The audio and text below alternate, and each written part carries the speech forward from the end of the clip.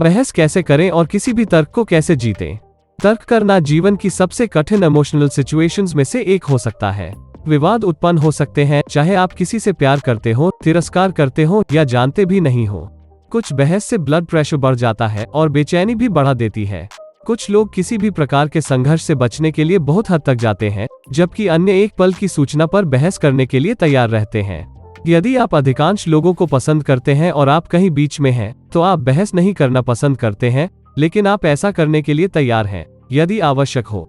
अब सवाल यह है, आप वास्तव में एक तर्क कैसे जीत सकते हैं? नंबर 1, अपनी आवाज को कम रखें। एक तर्क सबसे सम्मोहक तर्क वाले व्यक्ति द्वारा जीता जाता है, न कि सबसे ऊंची आवाज से।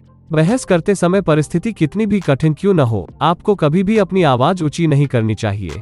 यह महत्वपूर्ण है कि आप शांत रहें, क्योंकि आप जितनी जोर से बात करते हैं, आपका विरोधी उतनी ही जोर से बात करता है, और अंतिम परिणाम सिर्फ एक चिल्लाने वाला मैच होता है। नंबर 2, अपने प्रतिद्वंद्वी को अपने पक्ष में करें। अपने प्रतिद्वंद्वी को अपने पक्ष में करने का प्रयास करना एक अच्छा विचार है। आप ऐसा बयान देकर कर सकते हैं जिससे आप जानते हैं कि वे इससे सहमत हैं, और आपको अपनी बहस से संबंधित किसी तथ्य का उपयोग करने की भी आवश्यकता नहीं है। जैसे ही आपका विरोधी सहमत होता है, आपने एक मानसिक लड़ाई जीत ली है। अब आप विरोधी नहीं हैं, आप एक कॉमरेड हैं।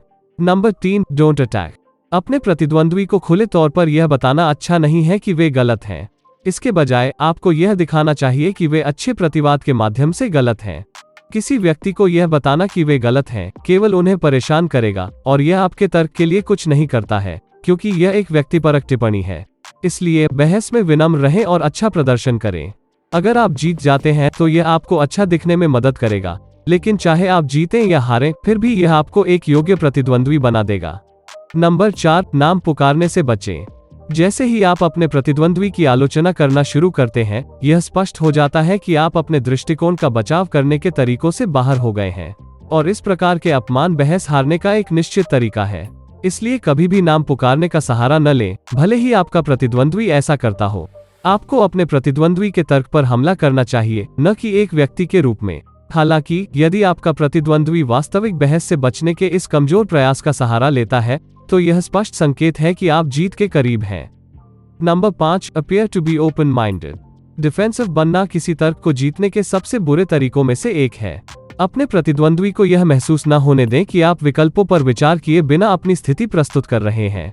यदि आप दूसरे पक्ष की स्थिति की सोच समझकर समीक्षा करते हुए प्रतीत होते हैं, तो आपके द्वारा प्रस्तावित समाधान कहीं अधिक समझदार प्रतीत होगा।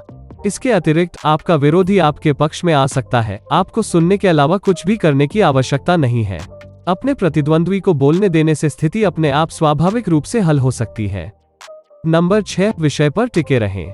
जब कोई तर्क खोना शुरू कर देता है, तो यह काफी सामान्य है कि वे विषय को किसी और चीज की ओर मोड़ने की कोशिश करते हैं, इस उम्मीद के साथ कि आप उनकी कमजोरी पर ध्यान नहीं देंगे। जब ऐसा होता है तो इसके झांसे में न आए, मूल विषय पर तुरंत लौटें। अन्य विषयों के लिए कोई समय न दें, जब तक कि आप पहली बार में बहस शुरू करने वाले को हल नहीं कर लेते। नंबर 7, प्रश्न पूछें।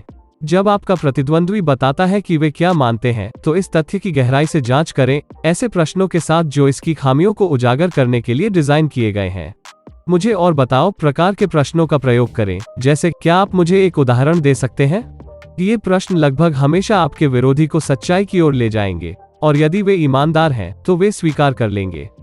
Number 8, be silent. किसी भी तर्क को जीतने का एक और बढ़िया तरीका है बिल्कुल भी बहस न करना। एक मजबूत तर्क देने के बाद अपने प्रतिद्वंद्वी को सारी बातें करने दें, खासकर अगर उनके पास आपका विरोध करने के लिए तथ्यों की कमी है। वे शायद बस इधर उधर भटकेंगे और आपको उनका विरोध करने के लिए कई तरह के नए तरीके देंगे। इससे उन्हें हार नहीं माननी चाहिए, लेकिन इससे वे बहस से दूर हो सकते हैं, जिससे आपको एक स्पष्ट जीत मिल जाएगी। Number 9, know your facts. यह मत कहो कि कुछ सत्य है जब तक कि आप पूरी तरह से सुनिश्चित न हो कि यह सत्य है। साथ ही जरूरत पड़ने पर इसे साबित करने के लिए भी तैयार रहें। किसी ऐसे व्यक्ति के साथ किसी विषय पर बहस करना अविश्वसनीय रूप से कष्टकर है जो केवल हवा में अपना तर्क दे रहा है। अगर लोग आपके साथ ऐसा करते हैं तो आप इसे पसंद नहीं करेंगे, इसलिए दूसरों के साथ ऐसा न करें। केवल उस बहस में शामिल हो जिसे आप जानते हैं कि आप वास्तविक तथ्यों के आधार पर जीत सकते हैं। नंबर 10, जानिए कब हार माननी है। यदि आपका समर्थन करने के लिए आपके पास सभी तथ्य हैं, तो आपको किसी भी तर्क को जीतने में सक्षम होना चाहिए, यदि आपका प्रतिद्वंद्वी ईमानदार होने के लिए तैयार है। हालांकि कई बार ऐसा भी होगा जब आपका प्रतिद्वंद्वी आपसे बेहतर हो जाएगा और वे आपको घेर लेंगे। जब ऐसा होता है तो बस हार को स्वीकार करें और आपको हमेशा हार में शालीनता से रहना चाहिए। उस व्यक्ति से बुरा कुछ नहीं है जो केवल इसके लिए बहस करता है और हार मानने से इनकार करता है। आइए इसका सामना करते हैं। बहस करना जीवन का एक हिस्सा है। काम पर कठिन सौदों पर बातचीत करने से लेकर घर में गर्म भावनात्मक संघर्षों से निपटने तक। शुक्र है, अब आपके पास कुछ उपयोगी तरकीबें हैं जो किसी भी तर्क को जीतने में आपकी मदद करेंगी। हमारा सुझाव है कि आप क्लास के साथ बहस करें और प्रतिद्वंद्वी के साथ अपने संबंधों को सर्वोच्च प्राथमिकता दें। लेकिन इसके अलावा आपको वो करना होगा जो जीतने के लिए आवश्यक हो। अगर आपको यह वीडियो अच्छा लगा हो तो इसे लाइक करें और इसे अपने दोस्तों के साथ शेयर करें। इस तरह के और वीडियो के लिए सब्सक्राइब बटन दबाएं और अप टू डेट रहने के लिए नोटिफिकेशन बेल जरूर दबाएं।